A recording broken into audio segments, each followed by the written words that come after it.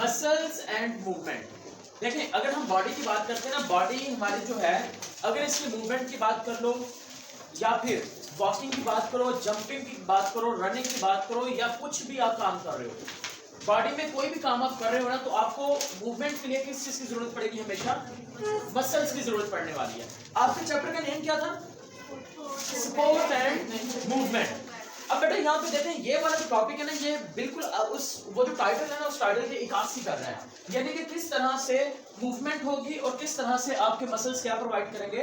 Support provide करने वाले हैं। समझ आ गई बात? इससे पीछे वाला जो टॉपिक चैप्टर था, सॉरी हमारे पास चैप्टर नंबर 11 होम्योस्टेसिस। जब आपको मैं वो चैप्टर करवा रहा था तो मैंने आपको एक चीज कही थी, मैंने कहा था कि अगर हम बॉडी के लार्जेस्ट ऑर्गन की बात कर लेते हैं, so largest organ of body is skin and the second largest organ of body is liver. ठीक है, लेकिन बेटा क्या है कि ये कुछ बुक्स में लिखा गया है कि बॉडी का जो सबसे बड़ा ऑर्गन है वो स्किन नहीं है, वो क्या है? मसल्स होंगे, और वो स्केलेटल मसल्स होंगे। तो पॉइंट नंबर 1 आपको यह समझना है, you will have to understand the first point, the muscles is not an tissue, it is actual an organ. Is that clear? So बेटा हम यहाँ पर किस मसल्स की बात करेंगे? Here we are going to discuss the some special type of muscles that helps in the movement of the body as well as provides support to the body, and this one is known as a skeletal muscles. कौन से muscles होंगे? skeletal muscles होंगे। Is that clear? तो बेटा ये skeletal muscles के बारे में हम लोग देखने वाले हैं। ओके तो बेटा ये चीज जहन में आपने क्लियर रखना है कि अगर आपको कोई कहता है ना कि बॉडी का सबसे, अगर वो कह देता है कि बॉडी का सबसे जो इंटरनल लार्जेस्ट ऑर्गन है, ये लार्जेस्ट जो ऑर्गन है वो आपके स्केलेटल मसल है, तो आपने इसमें कंफ्यूज नहीं होना, क्योंकि जाहिर सी बात है, जरा गौर से अपनी बॉडी को देखिए जरा आप उसकी। तो बेटा क्या है, हमारी बॉडी में हर जगह पे बोन है, हर जगह पे जो बोन्स है, बोन के साथ हमेशा मसल अटैच है, और हम कहते हैं स्केलेटल के साथ जो मसल अटैच होता है वो कौन सा है?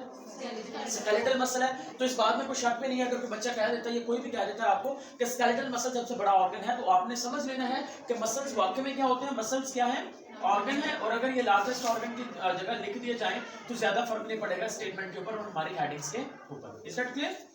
ओके, अब हम सेकंड पॉइंट की बेटा बात करते हैं। सेकंड पॉइंट हमारे लिए ये है कि देखें, जिस तरह हमने बोन्स के बारे में पढ़ा, हमने कंपोनेंट्स ऑफ स्केलेटन का पढ़ा, और फिर हमने वहां पे बात की थी कि बॉडी की सबसे बड़ी जो बोन है वो कौन सी है, सबसे छोटी बोन कौन सी है, वीकेस्ट बोन कौन सी होती है। तो बेटा हम यहाँ पर भी अगर बात करें ना मसल्स की, तो हमारी बॉडी के अंदर जो टोटल मसल्स पाए जाते हैं वो तकरीबन 640 के करीब पाए जाएंगे। कितने पाए जाते हैं? 640 muscles are present in the human body. 640 muscles are present, मौजूद होते हैं ह्यूमन की बॉडी के अंदर। ये याद रखिएगा बेटा, ह्यूमन बॉडी। ओके बेटा, सेकंड पॉइंट ये होता है कि अब ये जो 640 मसल्स जो कि ह्यूमन की बॉडी के अंदर पाए जा रहे हैं, इनकी बहुत सारी टाइप्स होती हैं, लेकिन हमें चंद एक टाइप्स पढ़नी है, और वो टाइप्स पढ़नी है जो स्केलेटल मसल्स या आपकी आर्म की मूवमेंट से रिलेटेड होंगे। Is that clear? ओके, तो बेटा सबसे पहला पॉइंट आपको ये सीखना है, यहाँ पर अगर हम मसल्स की बात करते हैं तो आपकी बॉडी का जो सबसे, अगर हम स्मॉलेस्ट मसल से स्टार्ट करते हैं, which one is your smallest muscles of your body? बेटा कोई बता सकते हैं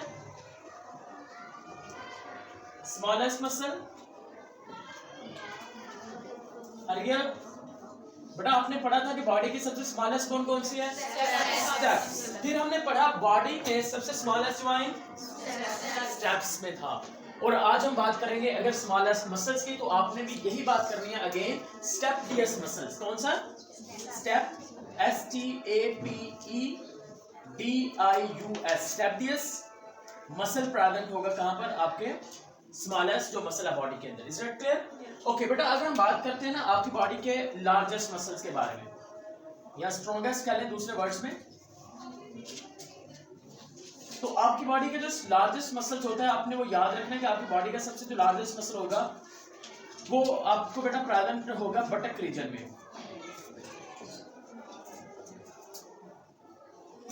वहां पर जो मसल होगा बेटा वो सबसे लार्जेस्ट भी होगा, स्ट्रॉन्गेस्ट भी कहा जाता है।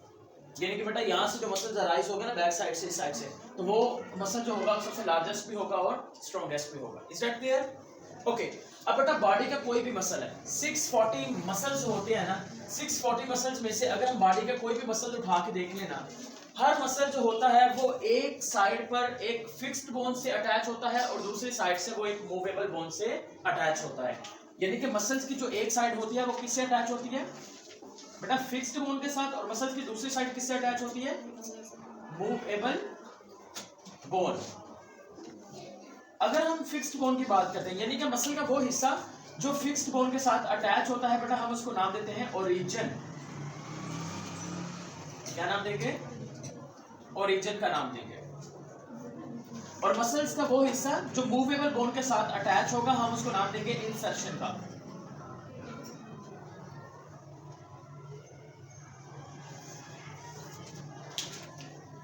तो पहली दो डेफिनेशन आपके पास आ गई, what is origin and what is insertion. आपने कहना है the part of the muscles that is attached to a fixed bone is known as a origin and the part of muscles that is attached to the movable bone is known as an insertion. Is that clear?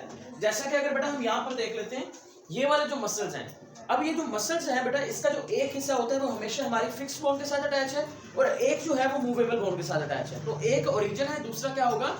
Insertion रहने वाला है। अब बेटा second चीज यहाँ पर हम अपनी बॉडी के जितने मर्जी मसल्स की बात करें, मैंने कहा टोटल कितने मसल्स हैं? 640 हैं। अब 640 मसल्स जो होते हैं बेटा वो एंटागोनिस्टिकली काम करते हैं। ये जो वर्क करेंगे वो होगा एंटागोनिस्टिक एक्शन, एंटागोनिस्टिक एक्शन होगा इनका काम। यानी कि इसका मतलब क्या हुआ? इसका मतलब ये हुआ कि जो मसल्स होंगे बेटा वो पेयर्स की फॉर्म में वर्क करेंगे और मसल्स एक दूसरे से यानी कि एक दूसरे के मुखालिफ काम करेंगे।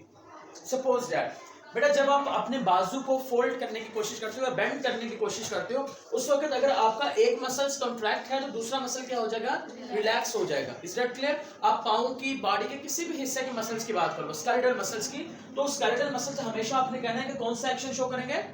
Antagonistic action. यानी कि अगर एक साइड एक मसल कॉन्ट्रैक्ट है तो दूसरा मसल क्या होगा? रिलैक्स होगा। तो हम यहाँ पे लिख लेते हैं स्केलेटल मसल्स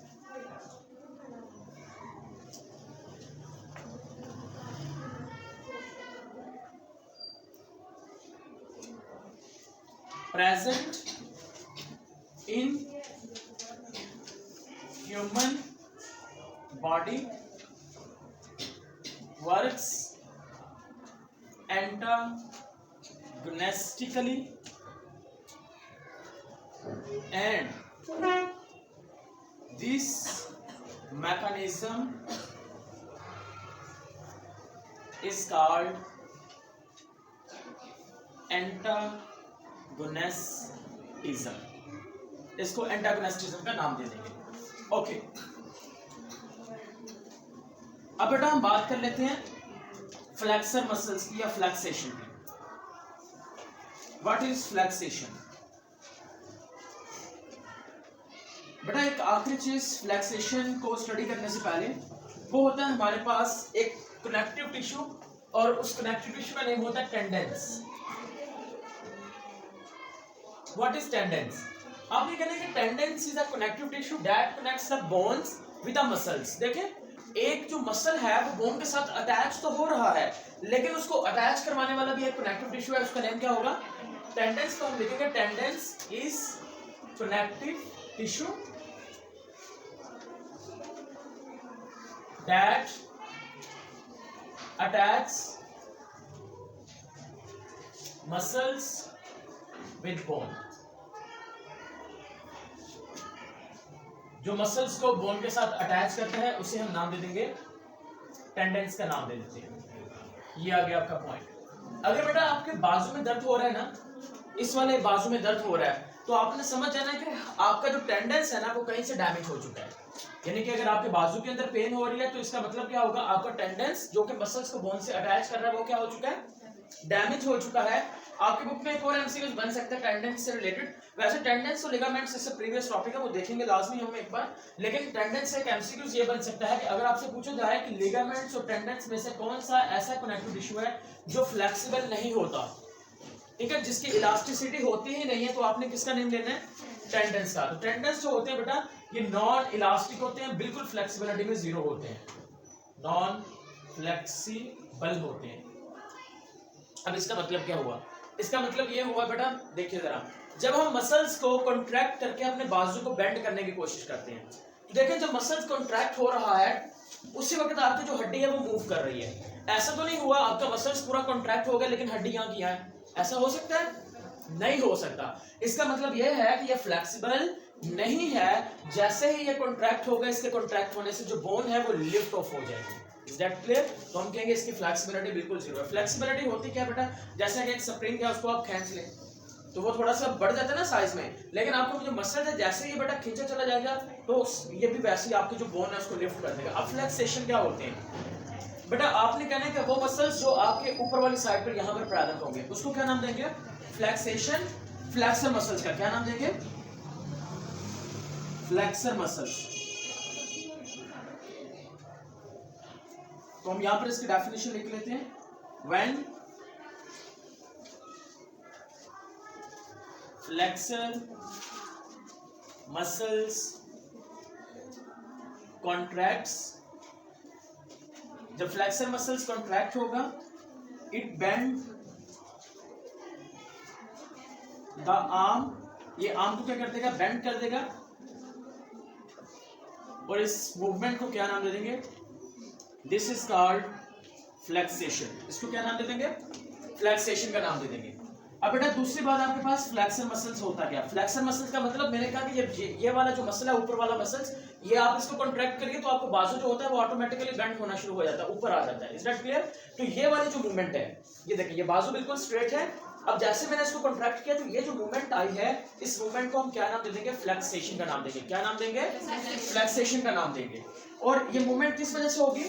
फ्लेक्सर मसल्स की वजह से होगी। फ्लेक्सर मसल्स का ही दूसरा नाम क्या होता है? इसी को बेटा हम नाम देते हैं बाइसेप्स का।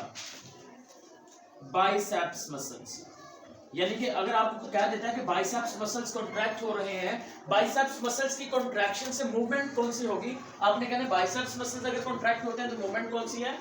फ्लेक्सेशन है। जैसा कि हमने ऊपर बात की कि एंटागोनिस्टिकली वर्क करेंगे, तो इसका मतलब ये है कि फ्लेक्सेशन के ऑपोजिट भी कोई होना चाहिए।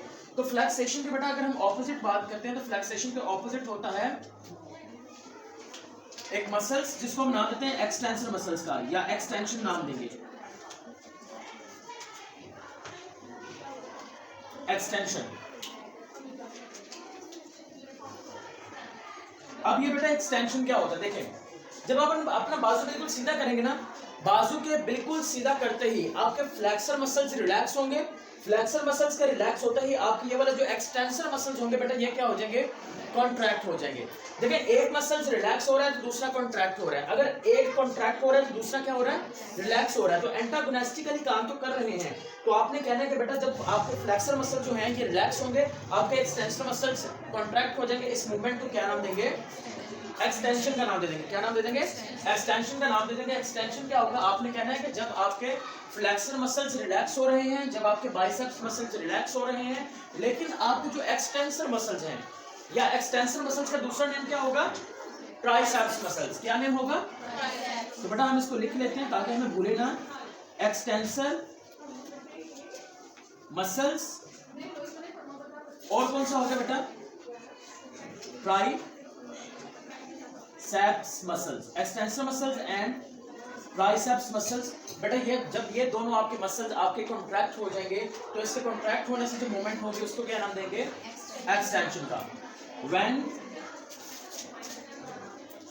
Triceps muscles contract, it straighten the arm. तो ये आपके आर्म को बेटा स्ट्रेट कर देगा और इसको आप क्या नाम दे देंगे? एक्सटेंशन का नाम दे देंगे। यहाँ तक बात समझ में आ गई? तो बेटा ये टॉपिक जो है ये बहुत कम एज अ लॉन्ग आता है, मोस्टली तौर पर ये शॉर्ट करके पूछा जाता है। और शॉर्ट में और एमसीक्यूज में पूछा जाएगा antagonism, flexion, extension, flexor muscles, biceps muscles, extensor muscles and triceps muscles. Clear है यहाँ तक? बस बेटा अगर लॉन्ग में आता है तो लॉन्ग में आपने बिल्कुल पहले स्टार्ट में थोड़ा बहुत मसल्स के बारे में बताना है, स्केलेटल मसल्स के बारे में बताना है कि मूवमेंट में इन्वॉल्व होंगे। उसके बाद आप डायरेक्टली यहाँ पर आप बताना ओरिजिन क्या होता है, इंसर्शन क्या है, एंटागोनिस्टिक एक्शन क्या होता है, फ्लेक्सेशन क्या है, फ्लेक्सर मसल क्या है, बाइसेप्स मसल क्या है, एक्सटेंशन क्या है, एक्सटेंसर मसल्स क्या है और ट्राइसेप्स मसल क्या है। एमसीक्यूज आपसे पूछे जा सकते हैं। फॉर एग्जांपल अगर आपको कहा जाता है when the biceps muscles contract, जब बाइसेप्स मसल्स कॉन्ट्रैक्ट होते हैं तो बेटा मूवमेंट कौन सी होती है? जल्दी से बोलिए। फ्लेक्सेशन। कौन सी? और अगर बेटा ट्राइसेप्स मसल्स रिलैक्स होते हैं तो कौन सी होगी? रिलैक्सेशन ही होगी। अगर आपके पास बेटा जो फ्लेक्सर मसल्स हैं ये रिलैक्स हो रही हैं, फिर कौन सी मूवमेंट है? एक्सटेंशन मूवमेंट होगी। ठीक है, अगर आपके ट्राइसेप्स मसल्स कॉन्ट्रैक्ट हो रहे हैं, फिर कौन सी मूवमेंट है? एक्सटेंशन होगी। Is that clear? और अगर ट्राइसेप्स मसल्स रिलैक्स हो रहे हैं तो बेटा ये चीज याद रखनी है आपको। इस तरह से वो कुछ भी आपसे पूछ सकता है। फ्लेक्सर बाइसेप्स एक ही चीज का नेम है, ऊपर वाले मसल्स होंगे, और जो एक्सटेंशन और ट्राइसेप्स नीचे वाले होंगे। और जैसा कि हमारी पहली बात हो चुकी है कि यहाँ पर जहाँ पर कोविड-19 की वैक्सीनेशन होती है वो कौन से मसल्स हैं? डेल्टॉइड मसल्स हैं। डेल्टॉइड जो लफ्ज है ये असल में एक ग्रीक लेटर डेल्टा से निकला है, और डेल्टा का मतलब होता है ट्रायंगुलर। और यहाँ पर जो मसल्स होते हैं बेटा वो ट्रायंगुलर शेप में पाए जाते हैं, इस तरह से पट्टी की फॉर्म के अंदर। इसी वजह से हम इसको क्या नाम देते हैं? डेल्टॉइड मसल्स का नाम देते हैं। अब बुक्स ओपन करिए, वहां से इसको एक बार रीड आउट कर लेते हैं।